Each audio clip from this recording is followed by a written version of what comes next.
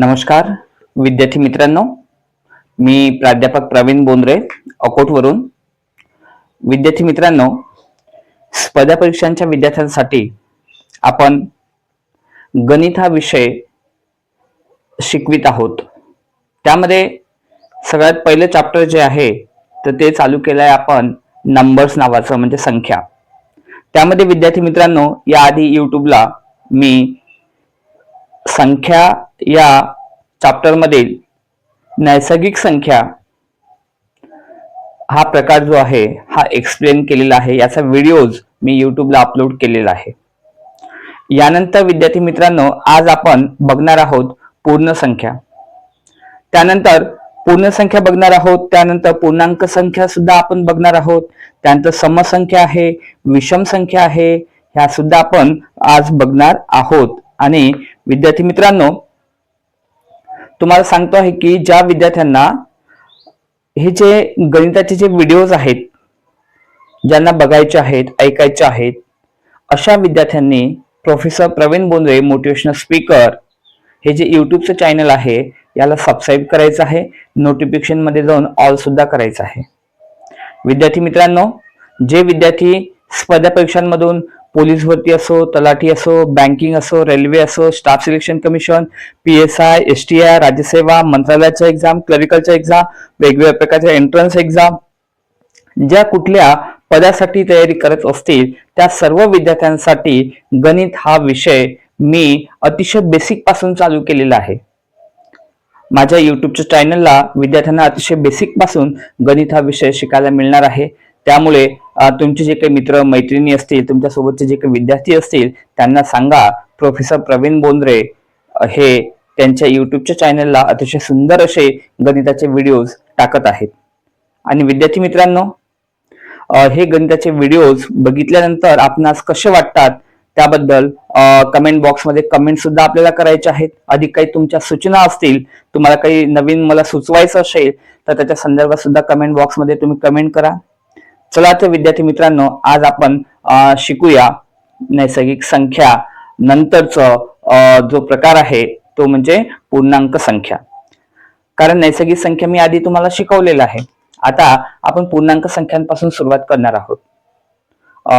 पूर्ण संख्यांपासून आपण सुरुवात करणार आहोत. पूर्ण संख्या आधी, पूर्णांक संख्या नंतर शिकणार आहोत. तर आपण पूर्ण संख्या आधी आपण शिकणार आहोत. पूर्ण संख्या याला इंग्लिश मध्ये विद्यार्थी मित्रांनो म्हटलं जाते होल नंबर.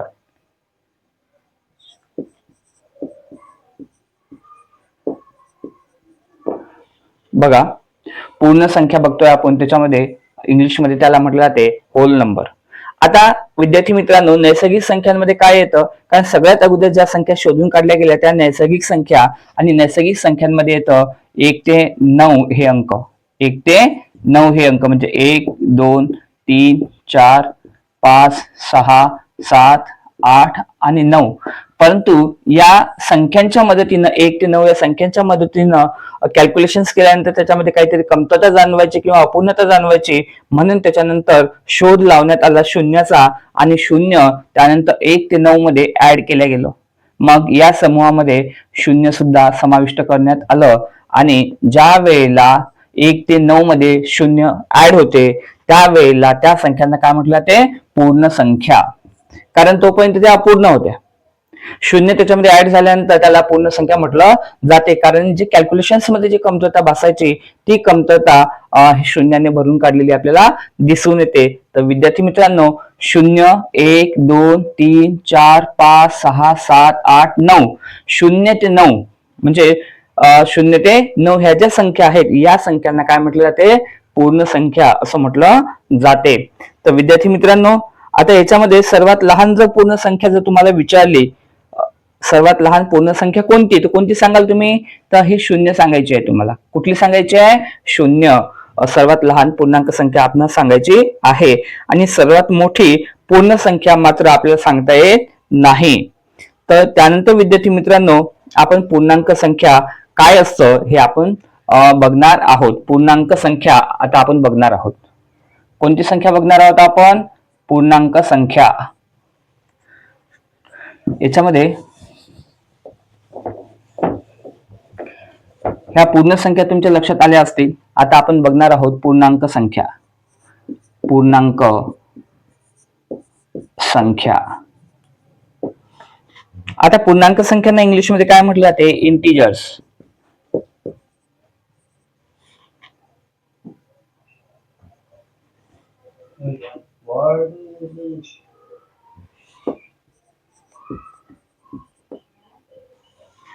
पूर्णांक संख्यांना काय म्हटलं जाते?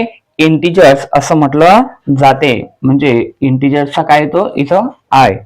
विद्यार्थी मित्रांनो, आता तुम्हाला सांगतो, तुम्ही 8वी 9वी 10वीला ज्या वेळेला असाल त्यावेळेला तुम्ही आलेख शिकलेला असाल आणि जे आलेख वही असते त्याच्यामध्ये जे काही आलेख असतात त्या आलेखांवरती म्हणजे ग्राफवरती अशा प्रकारची एक अक्ष असतो किंवा अशा प्रकारची एक रेषा तुम्हाला बघायला मिळते. इथे मधात इथं शून्य असते. याला मध्यबिंदू असं सुद्धा म्हटलं जाते किंवा मध्यवर्ती बिंदू सुद्धा याला म्हणतात. मध्यवर्ती बिंदू. आणि विद्यार्थी मित्रांनो, मग ही जी रेषा असते याच्या इकडल्या उजव्या बाजूला धन पूर्णांक संख्या असतात. उदाहरणार्थ तुम्हाला सांगतो आहे, याच्यामध्ये 1 2 3 4 5 6 अशा प्रकारच्या धन पूर्णांक संख्या याच्यामध्ये येतील. आणि इकडल्या डाव्या बाजूला येणार आहेत ऋण पूर्णांक संख्या. इथे -1 -2 -3 -4 आणि -5. तर डाव्या बाजूला कोणत्या संख्या येत आहेत? तर ज्या वजावाल्या संख्या असतात त्या येतात. याला म्हटलं जाते ऋण पूर्णांक संख्या, याला म्हटलं जाते धन पूर्णांक संख्या. तर विद्यार्थी मित्रांनो, आता पूर्णांक संख्यांमध्ये काय येणार आहे? पूर्णांक संख्यांमध्ये धन पूर्णांक संख्या,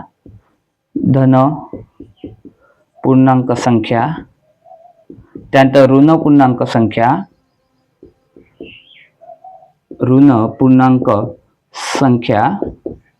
आणि शून्य.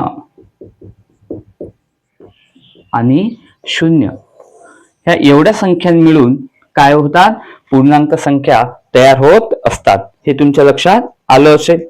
त्यानंतर विद्यार्थी मित्रांनो, आता याच्यामध्ये एखाद्या वेळेस प्रश्न विचारू शकतात की सर्वात मोठी ऋण पूर्णांक संख्या कोणती? सर्वात मोठी ऋण पूर्णांक संख्या कोणती हे आपणच विचारू शकतात. मग आता याच्यामध्ये तुम्हाला सांगतो, याच्यामध्ये हा जो -5 आहे, या -5 पेक्षा -4 मोठा असतो, -4 पेक्षा -3 मोठा, -3 पेक्षा -2 मोठा, -2 पेक्षा -1 मोठा, -1 पेक्षा 0 सुद्धा मोठा आहे, 0 पेक्षा 1 मोठा, 1 पेक्षा 2, 2 पेक्षा 3. तर इकडून इकडे जात असताना संख्या कशा होतात? मोठमोठ्या होत जातात एकमेकापेक्षा. तर विद्यार्थी मित्रांनो, तर सर्वात मोठी जर ऋण पूर्णांक संख्या तुम्हाला विचारली तर ती तुम्हाला -1 सांगायची आहे. कुठली सांगणार? -1. त्यानंतर विद्यार्थी मित्रांनो, सर्वात लहान किंवा सर्वात मोठी पूर्णांक संख्या मात्र आपल्याला सांगता येत नसते. तर याच्यानंतर विद्यार्थी मित्रांनो, आता आपण बघणार आहे समसंख्या. कुठली बघणार आहे? समसंख्या. तर ह्या पूर्णांक संख्या तुमच्या लक्षात आल्या असतील.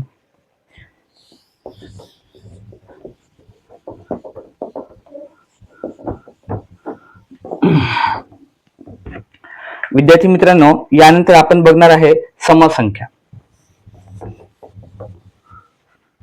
याच्यामध्ये समसंख्या. आता समसंख्यांमध्ये काय येतं? आता समसंख्यांना इंग्लिश मध्ये काय म्हटलं जाते? Even number. समसंख्या, याला इवन नंबर असं म्हटलं जाते. आता याच्यामध्ये समसंख्यांमध्ये काय असते तर तुम्हाला सांगतो की ज्या संख्येच्या एकक स्थानी 0, 2, 4, 6 आणि 8 ह्या संख्या असतात त्या संख्यांना समसंख्या म्हणतोय आपण. काय सांगितलं आहे? परत सांगतो आहे, ज्या संख्येच्या एकक स्थानी 0, 2, 4, 6 आणि 8 ह्या संख्या असतात अशा संख्यांना काय म्हटलं जाते? समसंख्या असं म्हटलं जाते. उदाहरणार्थ विद्यार्थी मित्रांनो तुम्हाला सांगतोय, परत तुम्हाला एक डेफिनेशन सांगतो समसंख्यांची. ज्या संख्येच्या ज्या संख्येच्या एकक स्थानी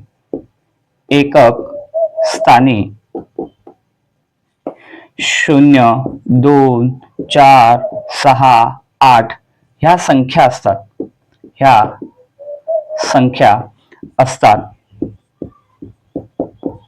अशा संख्यांना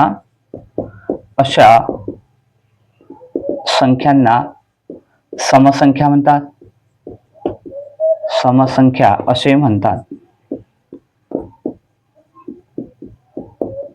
आता उदाहरणार्थ विद्यार्थी मित्रांनो, इथे उदाहरण सांगतोय मी तुम्हाला. आता आपण दोन संख्या घेऊ. याच्यामध्ये 346 आहे पहिली संख्या, त्यानंतर दुसरी संख्या आहे उदाहरणार्थ 3890 म्हणजे 3890. या दोन संख्या आपण घेऊ. आता याच्यामध्ये तुम्हाला सांगतोय की या 346 मध्ये एकक स्थानी आहे 6. काय आहेत? 6. आणि इथे 3890 याच्या एकक स्थानी काय? 0. कारण संख्या मोजत असताना आपण उजवीकडून डावीकडे जातोय. याला एकक, दशक, शतक अशा पद्धतीने आपण मोजणार. इथे एकक, दशक, शतक, हजार अशा पद्धतीने आपण याला मोजणार आहे. उजवीकडून डावीकडे आपण जाणार आहे मोजत. तर विद्यार्थी मित्रांनो, तर या दोन्ही संख्यांच्या एकक स्थानी, या पहिल्या 346 च्या एकक स्थानी आहे 6 आणि 3890 च्या एकक स्थानी आहे 0. 6 आणि 0 हे या संख्यांमध्ये येतात. 0 हे 6 आले, इथं हे 0 आले. म्हणजे डेफिनेशन काय सांगते? डेफिनेशन सांगते की ज्या संख्येच्या एकक स्थानी 0, 2, 4, 6 आणि 8 यापैकी कुठली संख्या असेल अशा संख्यांना काय म्हणतो आपण? समसंख्या. तर याच्यामध्ये 6 आहे आणि इथे 0 आहे, त्यामुळे या संख्या काय झाल्या? ह्या समसंख्या झालेल्या आपल्याला दिसून येतात. तर आपल्या समसंख्या विद्यार्थी मित्रांनो लक्षात आल्या असतीलच. त्यानंतर आपण आता समसंख्यांचे गुणधर्म आपण बघणार आहोत. आता समसंख्यांना दोनने निश्चेष भाग जातो. विद्यार्थी मित्रांनो, ज्या समसंख्या आहेत तर समसंख्यांना दोनने निश्चेष भाग जात असतो. आता उदाहरणार्थ तुम्हाला सांगतो की समसंख्या ही 6 घेतली, ही काय समसंख्या आहे. मग आता याला दोन्ही जर भागितलं तर हा इथे भाग गेला 3चा, 6तून 6 गेले 0, बेत्रिक 6. तर ही समसंख्या आहे. समसंख्येला जर दोनने भागितलं तर त्या संख्येला काय जातो? निश्चेष भाग जातो. म्हणजे याचा अर्थ काय की बाकी 0 उरत असते असा त्याचा अर्थ आहे. तर इथे ही गोष्ट टॅली होते. त्यानंतर विद्यार्थी मित्रांनो, ज्या काही समसंख्या असतात, समसंख्यांमध्ये 2-2चा फरक आपल्याला दिसणार आहे. त्याचा दुसरा गुणधर्म आहे हा. इथे 0, 2, 4, 6, 8 अशा पद्धतीने ह्या समसंख्या राहतात. ह्या समसंख्या वाढत जातील पुढे पुढे, पण याच्यामध्ये जो फरक असणार आहे, फरक कितीचा असणार आहे? 2-2चा फरक त्याच्यामध्ये असणार आहे. हा झाला त्याचा दुसरा गुणधर्म. त्यानंतर विद्यार्थी मित्रांनो, तिसरा गुणधर्म असा आहे की कोणत्याही नैसर्गिक संख्येची दुप्पट समसंख्याच असते. म्हणजे कोणतीही नैसर्गिक संख्या घ्या, त्या नैसर्गिक संख्येची तुम्ही दुप्पट करा तर तुम्हाला काय मिळणार आहे? समसंख्याच मिळणार आहे. हा त्याचा तिसरा गुणधर्म आहे. त्यानंतर चौथा गुणधर्म विद्यार्थी मित्रांनो, 2 किंवा जास्त समसंख्यांची बेरीज, गुणाकार, भागाकार, वजाबाकी ही समसंख्याच असते. परत सांगतोय मी हा गुणधर्म, 2 किंवा जास्त समसंख्यांची जर तुम्ही बेरीज केली, गुणाकार केला, भागाकार केला, वजाबाकी केली तर तुम्हाला जे काही कॅल्क्युलेशन येईल हे समसंख्याच मिळणार आहे. त्यानंतर शेवटचा गुणधर्म आहे याच्यातला समसंख्यांचा, तर कोणत्याही समसंख्येत 1 मिळविल्यास किंवा 1 वजा केल्यास विषम संख्या मिळते असं त्यांनी इथं सांगितलेलं आहे. आता उदाहरणार्थ समजा आपण हे 4 घेतले, 4 मध्ये जर समजा आपण 1, कारण 4 काय समसंख्या आहे, या समसंख्येत 1 मिळविला, 4 मधून 1 वजा केला तर काय होते बघूया आपण. 4 मध्ये जर 1 मिळविला तर इथे 5 येतात, 4 मधून 1 वजा केला तर इथे काय येतात? 3 येतात. मग हे काय झालंय? ह्या झाल्या विषम संख्या. विषम संख्या. तर विद्यार्थी मित्रांनो, तर समसंख्येमध्ये 1 प्लस करा किंवा 1 मायनस करा, आपल्याला काय मिळणार आहे? विषम संख्याच मिळणार आहे. तर हा याचा हा शेवटचा गुणधर्म होता. त्यानंतर तुम्हाला समसंख्या ह्या विद्यार्थी मित्रांनो लक्षात आल्या असतीलच निश्चितच. आता आपण बघणार आहे विषम संख्या.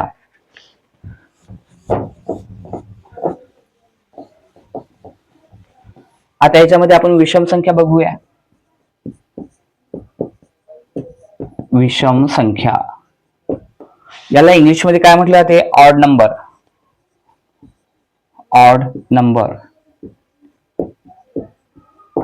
तर विद्यार्थी मित्रांनो, आता विषम संख्येची डेफिनेशन काय आहे की ज्या संख्येच्या एकक स्थानी एकक स्थानी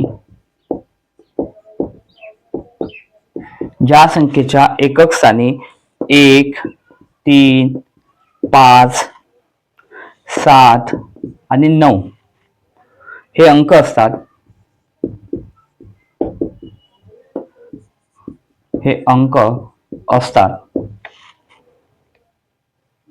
त्यांना विषम संख्या असे म्हणतात.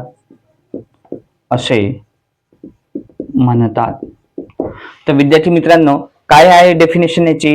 विषम संख्यांची ज्या संख्येच्या एकक स्थानी 1, 3, 5, 7, 9 हे अंक असतात त्यांना विषम संख्या असे म्हणतात. मग आता काय सांगतो आहे की ज्या संख्येच्या एकक स्थानी काय आहे? 1, 3, 5, 7 आणि 9. ज्या संख्येच्या एकक स्थानी 1, 3, 5, 7, 9 हे अंक असतात त्यांना काय म्हटलं जाते? विषम संख्या. मग आता याच्यामध्ये उदाहरण देऊन मी तुम्हाला सांगतोय की आता इथे हे 335 आहे, त्यानंतर 249 आहे. ह्या दोन संख्या आपण एक्झाम्पल्स म्हणून घेऊया. आता याच्यामध्ये हे याच्या एकक स्थानी आहेत 5, याच्या एकक स्थानी आहेत 9. तर विषम संख्येची डेफिनेशन काय सांगते की ज्याच्या एकक स्थानी 1, 3, 5, 7, 9 यापैकी कुठलाही एक अंक असेल तर त्या संख्येला काय म्हणतो आपण? विषम संख्या. तर या संख्येच्या 335 च्या एकक स्थानी आहेत 5 याच्यामधले, आणि 249 च्या एकक स्थानी काय आहेत? 9 आहेत. त्यामुळे 335 आणि 249 ह्या संख्या काय झाल्या? विषम संख्या झालेल्या आहेत. कारण हे एकक स्थान, हे दशक, हे शतक, हे एकक, हे दशक आणि हे शतक स्थान. तर एकक स्थानी काय 5 आहे, इथे 9 आहेत. तर म्हणून ह्या काय झाल्या? विषम संख्या झालेल्या आपल्याला दिसून येतात. तर विद्यार्थी मित्रांनो, विषम संख्या आपल्याला लक्षात आलेल्या असेलच. आणि याच्यामध्ये सुद्धा विद्यार्थी मित्रांनो याचे गुणधर्म आहेत विषम संख्यांचे, ते मी तुम्हाला सांगतो आहे.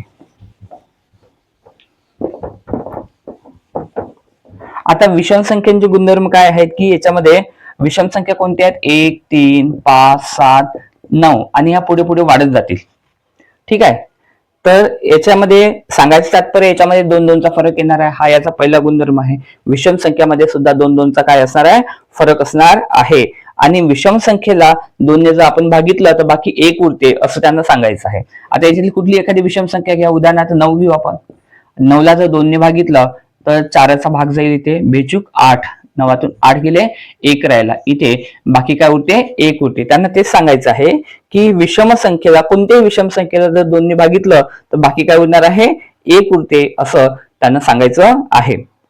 त्यानंतर विषम संख्येची, कोणत्याही विषम संख्येची बेरीज किंवा वजाबाकी समसंख्या येते असं त्यांना सांगायचं आहे. कोणत्याही विषम संख्येची बेरीज किंवा वजाबाकी समसंख्या येते असं त्यांना सांगायचं आहे. आता इथे उदाहरणार्थ आपण काय घेणार आहे? हे 5 घेणार आहे, याच्यातले अधिक हे 7 घेऊ आपण. 7 आणि 5 किती होतात? 12. आली समसंख्या.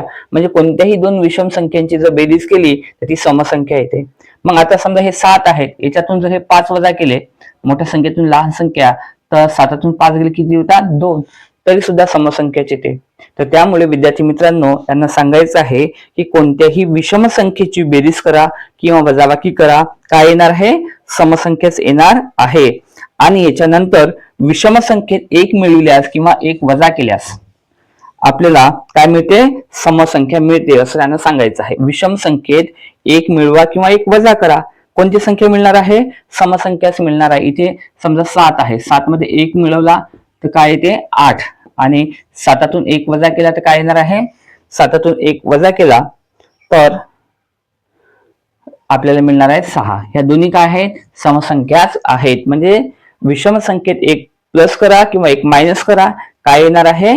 समसंख्याच येणार आहे. तर हे झाले विषम संख्यांचे गुणधर्म. तर विद्यार्थी मित्रांनो, आपल्या हे लक्षात आलंच असेल. अतिशय सोप्या पद्धतीनं विद्यार्थी मित्रांनो हे सांगण्याचा मी इथं प्रयत्न करत आहे.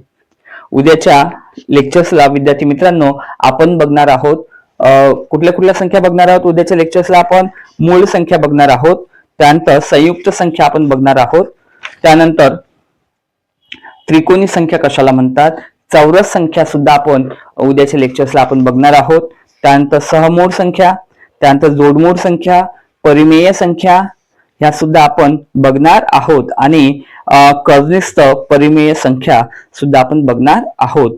तर हे एवढे सगळे प्रकार आपले अजून शिकायचे बाकीच आहेत. तर हळूहळू आपण हे संख्याज्ञान या चॅप्टरकडे आपण पुढे पुढे जात आहोत.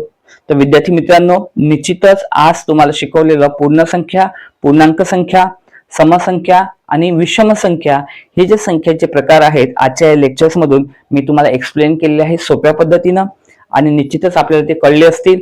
तुम्हाला काही समस्या असतील, काही तुमच्या प्रॉब्लेम्स राहूनच गेले असतील तर तुम्ही कमेंट बॉक्समध्ये कमेंट करू शकता.